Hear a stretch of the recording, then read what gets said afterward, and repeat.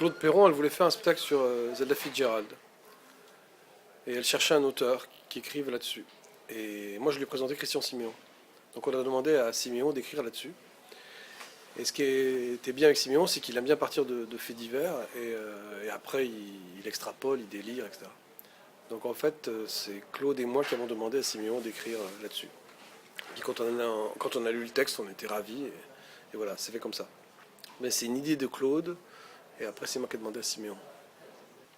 Moi j'ai appris par l'opéra, parce que quand j'ai monté des opéras, on a très peu de répétitions, donc on est obligé de faire un travail en amont. On est obligé d'arriver avec un projet. Après, le projet, il évolue parce qu'on répète, etc. Mais on est obligé d'arriver avec quelque chose de construit, un squelette de spectacle. Et je l'adopte au théâtre, cette méthode, et ça marche très bien. C'est-à-dire que j'arrive avec un squelette de spectacle, une idée comme ça, et une vision, on va dire, parce que le mot idée est dur, mais une vision. Et puis après, ça évolue, ça change. Et en même temps, c'est très prétentieux ce que je vais dire, mais je me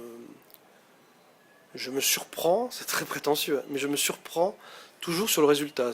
Ça n'est jamais ce que j'avais envisagé, en fait. Alors que je travaille énormément en amont. Mais à chaque fois, je suis surpris par l'objet qui apparaît. Mais je pense que c'est parce que j'essaye de ne pas avoir de hier, et que je travaille avec les gens les gens que j'ai en face de moi, quoi. Et je sais que sur Brûlé-là, donc il y avait la personnalité de Claude qui est immense, et en même temps elle a accepté de faire des choses très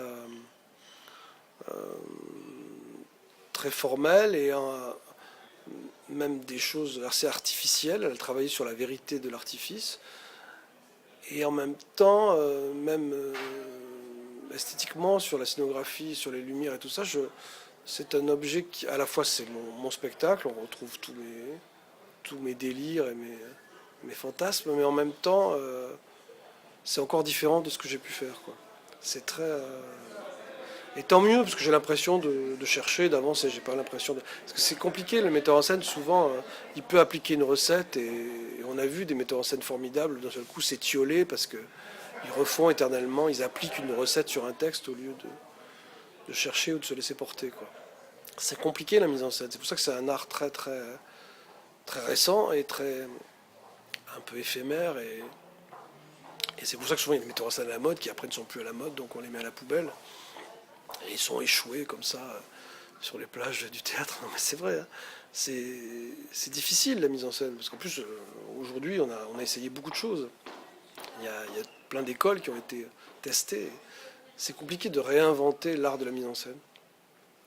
Mais je pense que l'art de la mise en scène ne peut être réinventé que grâce à l'auteur et à l'acteur.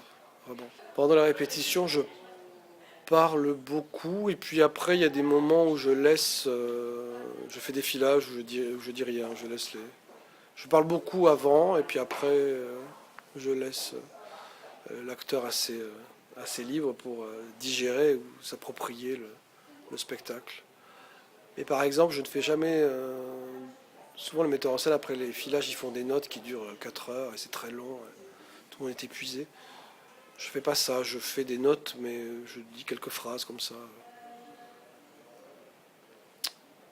Mais en même temps, encore une fois, ça veut dire que je suis très content de moi, je suis très satisfait. Les acteurs avec qui j'ai travaillé ont tous envie de retravailler avec moi, donc c'est plutôt bon signe.